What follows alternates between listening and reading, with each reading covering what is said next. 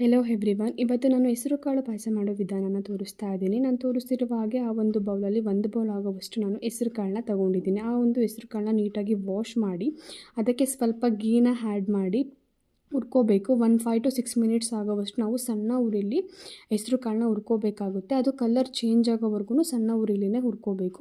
ಅದಾದಮೇಲೆ ನಾವು ಎಷ್ಟು ಕಾಳನ್ನ ತೊಗೊಂಡಿರ್ತೀವೋ ಅದಕ್ಕೆ 3ರಷ್ಟು ನೀರನ್ನ ಆ್ಯಡ್ ಮಾಡಬೇಕು. ಸೊ ನಾನಿಲ್ಲಿ 1 ಬೌಲ್ ಕಾಳು ತೊಗೊಂಡಿರೋದ್ರಿಂದ 3 ಬೌಲ್ಸ್ ನೀರನ್ನ ನಾನಿಲ್ಲಿ ಆ್ಯಡ್ ಮಾಡ್ತಾ ಇದ್ದೀನಿ. ಸೊ ನಮಗೆ ಎಷ್ಟು ಕರೆಕ್ಟಾಗಿ ಬೇಕೋ ಅಷ್ಟು ನೀರನ್ನ ನಾವು ಆ್ಯಡ್ ಮಾಡಿಕೊಂಡು ಅದಕ್ಕೆ ಒಂದು 10 to 15 ಮಿನಿಟ್ಸ್ ಅದು ಬೇಯೋದಕ್ಕೆ ರೆಸ್ಟ್ಗೆ ಬಿಡಬೇಕಾಗುತ್ತೆ. ನಾವಿಲ್ಲಿ ಒಂದು 3 to 4 ವಿಸಿಲ್ ಹಾಕಿಸ್ಕೊಂಡ್ರೆ ಕಾಳು ಚೆನ್ನಾಗಿ ಬೆಂದಿರುತ್ತೆ. ಅದು ಬೇಯೋಷ್ಟರಲ್ಲಿ ನಾವು ಇಲ್ಲಿ ಪಕ್ಕದಲ್ಲಿ ಸ್ವಲ್ಪ ಗೀ ಹಾಕಿಬಿಟ್ಟು ಅದಕ್ಕೆ ನಮಗೆ ಯಾವ ರವೆ ಬೇಕು ಅದನ್ನು ದಪ್ಪ ರವೆನಾದರೂ ಆಯಿತು ಸಣ್ಣ ರವೆನಾದರೂ ಆಯಿತು ನಾವು ಅದನ್ನು ಕೂಡ ಸ್ವಲ್ಪ 2 to 3 ಮಿನಿಟ್ಸ್ ಅದು ಕೂಡ ಕಲರ್ ಚೇಂಜ್ ಆಗೋವರೆಗೂ ಸಣ್ಣ ಉರಿಲಿ ನಾವು ಹುರ್ಕೋಬೇಕಾಗುತ್ತೆ.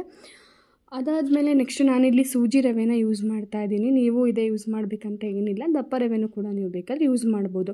ಅದಾದಮೇಲೆ ಇಲ್ಲಿ ಇವಾಗ ಕಾಳು ಕೂಡ ರೆಡಿ ಆಯಿತು. ಸೊ ನಾನಿವಾಗ ನಿಮಗೆ ಲಿಡ್ನ ಓಪನ್ ಮಾಡಿ ತೋರಿಸ್ತೀನಿ.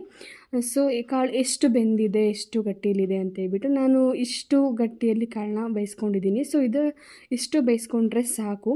ಫುಲ್ ಸ್ಮ್ಯಾಶ್ ಆಗೋವರೆಗೂ ಬೇಯಿಸ್ಕೊಂಡ್ರೆ ಅದು ಪಾಯಸದಲ್ಲಿ ನಮಗೆ ತಿನ್ನುವಾಗ ಅಷ್ಟು ರುಚಿ ಸಿಗೋದಿಲ್ಲ.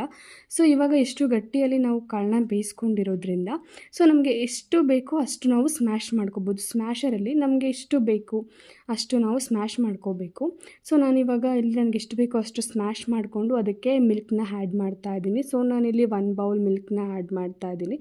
ಸೊ ಮಿಲ್ಕ್ನ ಆ್ಯಡ್ ಮಾಡಿಬಿಟ್ಟು ನೆಕ್ಸ್ಟು ನಾನಿಲ್ಲಿ ಬೆಲ್ಲನ ಬಳಸ್ತಾ ಇದ್ದೀನಿ ಪಾಯಸಕ್ಕೆ.